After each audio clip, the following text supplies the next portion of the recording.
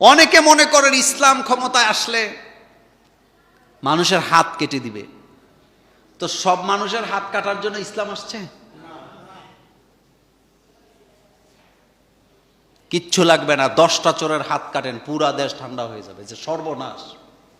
কিচ্ছু লাগবে না, 10টা ধর্ষণকারীকে প্রকাশ্যে পাথর মেরে হত্যা করেন, বাংলাদেশের নারীরা আজীবন নিরাপদে থাকবে।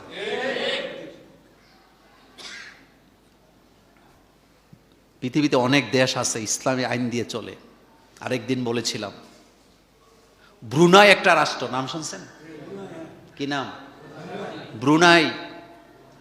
তারা যখন সিদ্ধান্ত নিছে আমার দেশে কোরআনের আইন দিয়ে চলবে, পশ্চিমা বিশ্ব তাদের বিরুদ্ধে চিল্লায় উঠছে, হ্যাঁ কোরআনের আইন দিয়ে দেশ চলবে, মানুষের হাত কাটবে, মানুষকে হত্যা করবে।